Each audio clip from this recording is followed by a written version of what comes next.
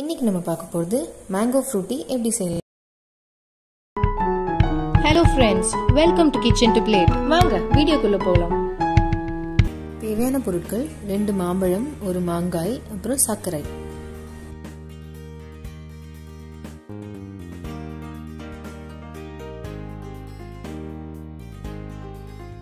ஒரு பங்கனப்பள்ளி மாம்பழத்தை தோல் சீவிட்டு இந்த மாதிரி கட் பண்ணி வச்சுக்கோங்க.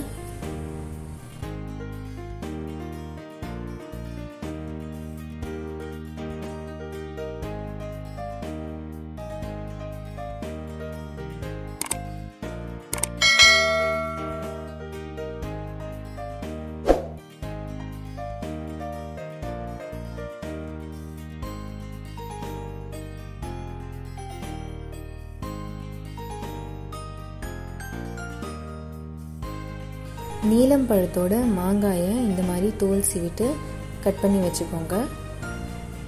ஜென்ரலாக கடையில் கிடைக்கிற மாம்பழத்தில் அல்ஃபோன்சா பழத்தை வச்சு செய்வாங்க. ஆனால் நம்ம ஊரில் கிடைக்கிற பங்கனப்பள்ளி மாம்பழமும் நீலம் பழமும் வச்சு நான் இந்த ஒரு ஜூஸ் செஞ்சுருக்கேன். இதோட டேஸ்ட்டும் கடையில் கிடைக்கிறது மாதிரியே தான் இருக்கும்.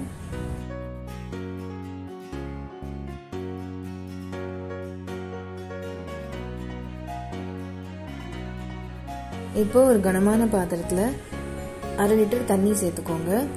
கூடவே நம்ம கட் பண்ணி வச்ச மாம்பழத்தையும் இதில் சேர்த்துக்கோங்க.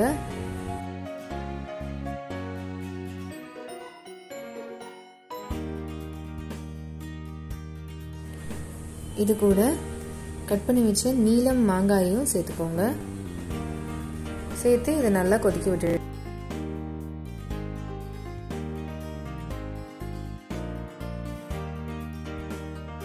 இதில் ஒரு கொதி வந்த உடனே 100 கிராம் சர்க்கரை சேர்த்து மிக்ஸ் பண்ணிட்டு நல்லா கொதிக்க விட்டுடுங்க.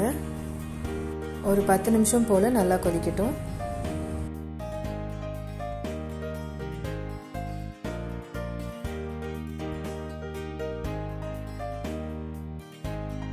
இந்த மாதிரி நல்லா கொதிச்சு மாம்பழத்தோட கலர் தண்ணியில் சேர்ந்ததுக்கு அப்புறம் இதில் இருக்கிற தண்ணியை வடிகட்டிக்கோங்க.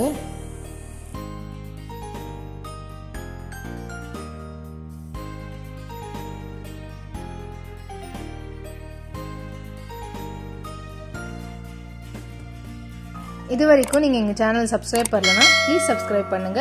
கூடவே அந்த பெல் ஐகானையும் தட்டி விட்டுருங்க.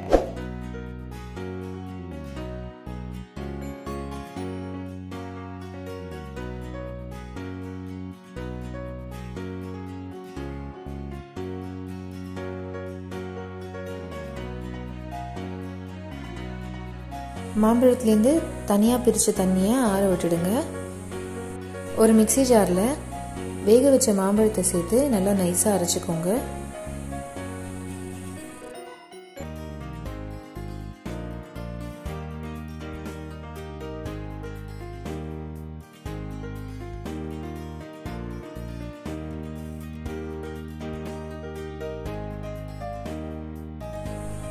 நம்ம ஆல்ரெடி வடிகட்டி ஆற வச்ச தண்ணியில் நம்ம அரைச்ச மாம்பழ விழுதை சேர்த்து நல்லா விஸ்க் வச்சு மிக்ஸ் பண்ணிக்கோங்க.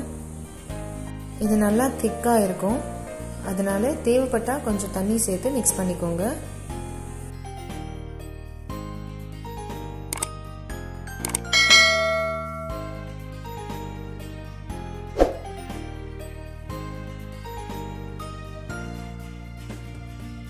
இதில் எந்த சக்கையும் இல்லாமல் இருக்கிறதுக்கு இன்னொரு வாட்டி இதை வடிகட்டிக்கோங்க.